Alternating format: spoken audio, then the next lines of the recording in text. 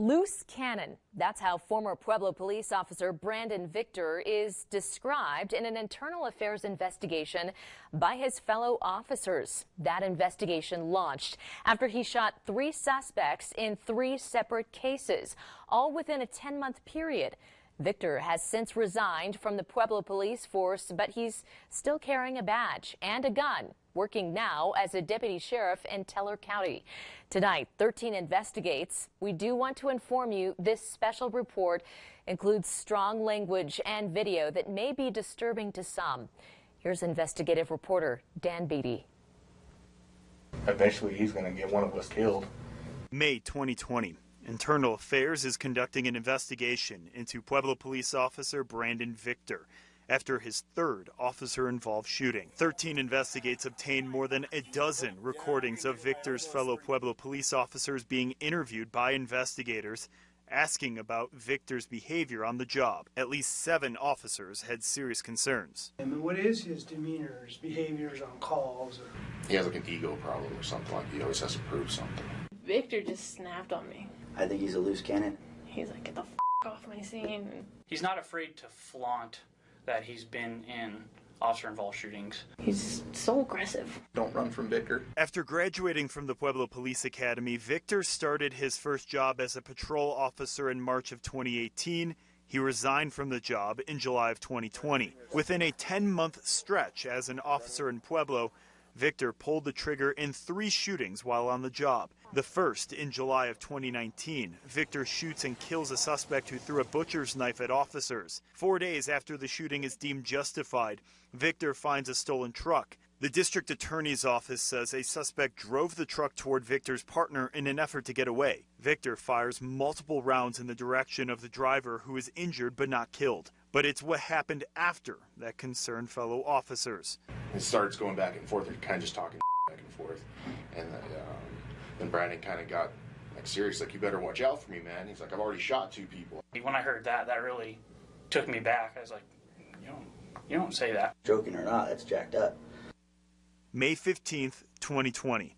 Brandon Victor is on patrol when he spots another stolen vehicle. Despite department protocols, there is no body camera video of the incident. Victor says he thought he turned his body-worn camera on, but the camera never recorded the incident. Investigators can only rely on Victor's accounts. You know it's a stolen vehicle. Correct. Okay. And you air that to dispatch. Correct. Fellow officers listening to radio chatter as the incident is unfolding. And as he went out with the car, I was sitting there thinking to myself, like, man, we're gonna have freaking shots fired within 30 seconds. And sure we did. Victor approaches the vehicle alone, saying he believed the occupants were asleep.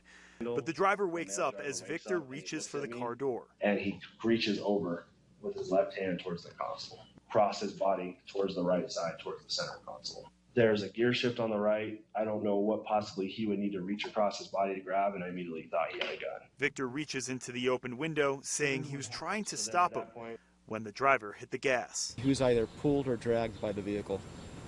And so the officer did pull out his handgun and he fired into the vehicle. According to the incident report, Victor fired several rounds into an open window as the vehicle crashed into a nearby fence. The driver, 31-year-old Anthony Avila, was pronounced dead at the scene. His girlfriend, a passenger in the vehicle, was hit several times but lived. I don't want to take someone's life. I don't want to hurt anybody, but I was scared. 2 months later, in July of 2020, Victor resigned in the midst of an internal affairs investigation. At the time, the investigation into 2 of his previous officer-involved shootings was also still ongoing by the DA. 4 months later, in November 2020, the district attorney released the findings from Victor's shootings, saying they were all justified, but with a caveat. In the review, DA Jeff Chostner said the missing body camera footage would have reflected misconduct by the officer if the new state legislation passed in 2020 was in effect. The law requires mandatory discipline up to termination for an officer who fails to turn on their body camera. When I was listening to the audio and reading the documents, it almost had, made me have a chill go down my spine. Sean Simonson, an attorney for Avila's family and his girlfriend, filed a federal lawsuit in October seeking damages, alleging excessive force against Victor. The suit includes failure to train and failure to discipline complaints against the city of Pueblo. 13 Investigates obtained Victor's disciplinary records from his time with Pueblo Police. They show Victor received verbal counseling after damaging a police vehicle and received a warning letter after losing a citizen's property. Victor resigned before an ongoing internal investigation was complete. The investigation was looking into violations of officer efficiency, safety, and when to initiate a pursuit. The civil suit against Victor also alleges that he breached department policy when he failed to wait for additional officers to respond before approaching a stolen vehicle and was reckless in his actions. According to the Pueblo Police Department handbook, it says consideration should be given to waiting for a cover officer to arrive. Simonson provided the interviews with Pueblo police officers to 13 Investigates. Eventually he's going to get one of us killed, or he's going to end up going to jail or a civil lawsuit, and frankly I don't want to work with him. Nearly a year after his resignation in June 2021, Brandon Victor became a deputy in Teller County, where he works today. You know, there's still a lot of police officers and agencies out there that would like to have an individual like this on the payroll, when it should be apparent to them, because it's apparent to me and most other people, including most other police officers, at least in Pueblo, that this person's a liability and presents a danger to the community. 13 Investigates reached out to Victor's lawyer, who stressed all 3 shootings were justified. He did not want to comment on the allegations from other officers.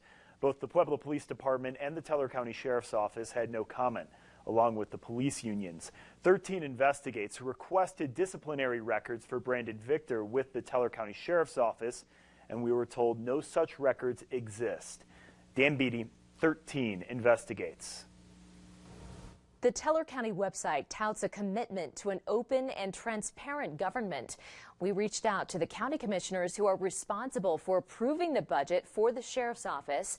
Despite that, they could not provide answers to questions about our report. Instead, they sent this response via email saying, quote, "We cannot answer any of your specific questions because we have no specific knowledge related to them. The Teller County Sheriff is an autonomous elected official and is responsible for personnel decisions. We have great confidence in Sheriff Mikesell, and he has our full support."